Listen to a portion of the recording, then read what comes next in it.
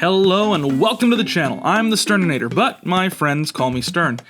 If you've been following the channel, you'll know that we've been going through some of the new enemies and bosses in the latest Elden Ring expansion, Shadow of the Erdtree. But I've come to realize that I may not have informed you of some of the other great stuff that I've been working on in the background, alongside these projects. So firstly, I just launched a Ko-fi. Why, you ask? Well, let me enlighten you on the meat grinder system that I've been utilizing for my art. So, I draw an art, I upload a video on the art, I make a few Instagram posts about the art, and then I lock that art away to never be seen again. So, I decided to let those designs out. Give them some freedom, some run around space. I'll be posting some of the Pokemon and other characters that I've been designing to Ko-fi for sale. You get the right to the design, the artwork for it, and an optional name and type information. You can also request commissions through Ko-fi or subscribe and donate, which is pretty cool, I think. Who knows, a commission you request could end up in a video. You can also follow me on Patreon to get exclusive looks and access to polls on what I draw next. You can follow on Discord to chat and chill, and I'm on pretty much all the time, and I do my best to respond to questions. I'm like literally everywhere, which may end up being a problem eventually, but for the moment, it's a ton of fun. And passing 1K subscribers on YouTube in a month has been a major milestone for me. I honestly thought that I'd never get to it, so to my audience, thank you. But anywho, you came for an Elden Ring boss turned into a Pokemon, so without much further ado, and with what I believe has been ample time to warn you for spoilers, let's hop right into it. So if you've been following the series, you know that we've broken down a lot of different enemies throughout the Shadow of the Erdtree expansion.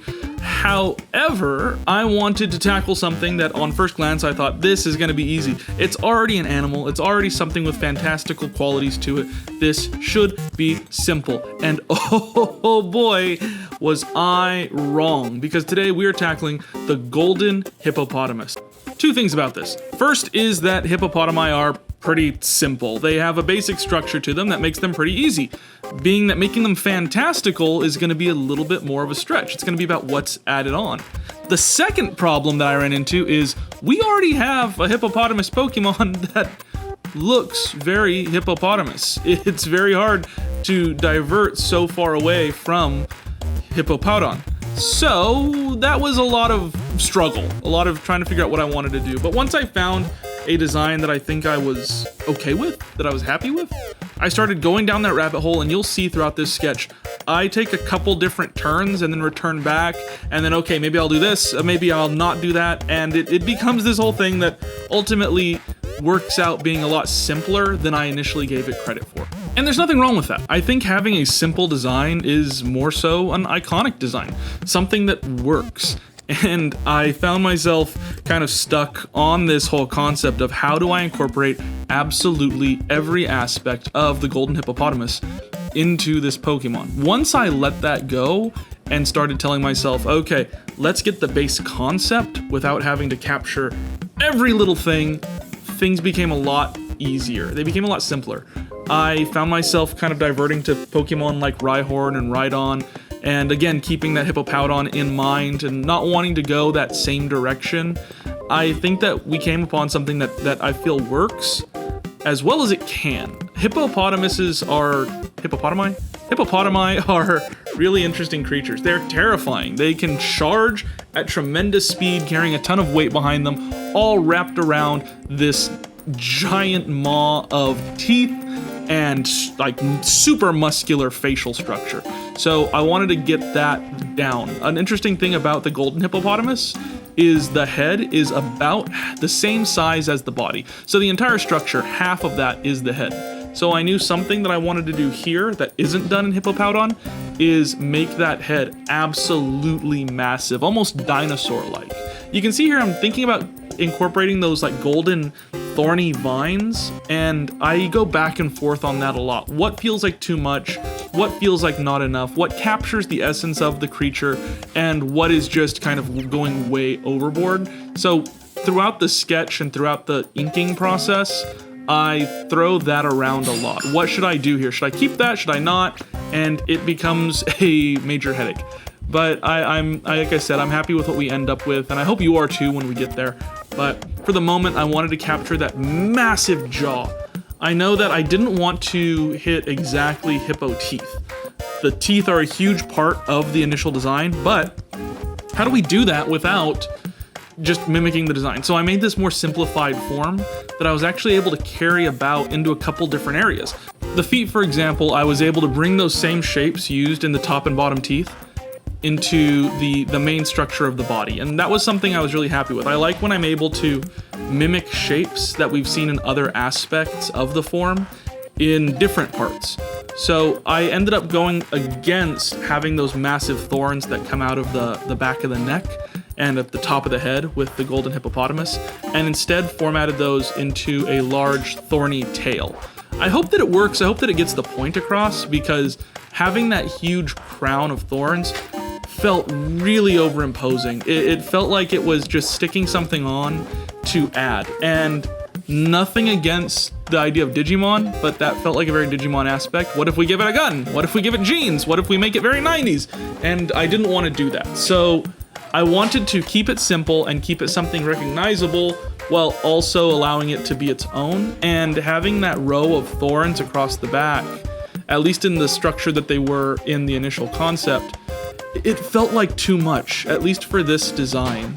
Maybe I'm wrong. Maybe I should have gone about it and just let it be, and I'm sure you'll let me know in the comments. I would love for you to let me know in the comments. That's actually something that I've found I really love about this video series, is you guys are very vocal in the comments. Elden Ring is something that a lot of people enjoy. I enjoy, and I love the design elements to it, which is why I'm doing this. And I love that the comments let me know, hey, maybe you should have done this, maybe you should have done that. And more often than not, I agree. Yeah, I probably should have. But I ended up not. I ended up going a different direction, and I think that's just as valid. Because the thing about putting your art into the world is that it invites criticism, whether you want it to or not. And sometimes that criticism is positive, sometimes it's negative. And with this guy, I'm very interested to see what you think. I also don't know what to think. It was a design that, as I've said, fully challenged me. I came in thinking very simple, very easy, and maybe you feel the same about this boss. I mean, how can you mess up a giant hippopotamus? I keep thinking it's a rhino because I incorporated that huge horn that it has on its nose, which to me, any hippopotamus with a horn must be a rhino, but it's a hippopotamus. Regardless, I'm always thankful for the comments, thankful for the interaction. I think that being able to have those conversations is a huge part of being in a community, and I think the Fakemon community is a great one to be a part of. So yeah, I always invite it. I love getting the chance to talk to you guys. If you want to talk more, you can always join the Discord. It'll be in the link down below, and that's my plug for that. I think it's fun. I think the Discord that we have is a ton of fun. We get a lot of memes, a lot of really fun characters in there, and I've done a very poor job at advertising it, I think, in the past, and I'm trying to kind of fix that. So if you are a person who's interested in conversing and continuing conversation on these types of things that you enjoy, join the Discord. I hang out there, I answer a lot of questions, and we kind of just chill and hang out. So if you're interested in joining the Discord, being a part of those conversations, seeing some of these posts, and even being a part of the conversation on design aspects, the Discord is a great place to be. But with that, here is our design. This is Hippylon. I'm a real big fan of the stance that we went with, as well as things like the color scheme and just the overall vibe that this Pokemon is giving. I like that we were able to bring in more gold into the shiny and make this a true golden hippo all the way across. I pictured having a lot of attacks that are based on speed and based on just being able to charge at their opponent with this mass ferocity.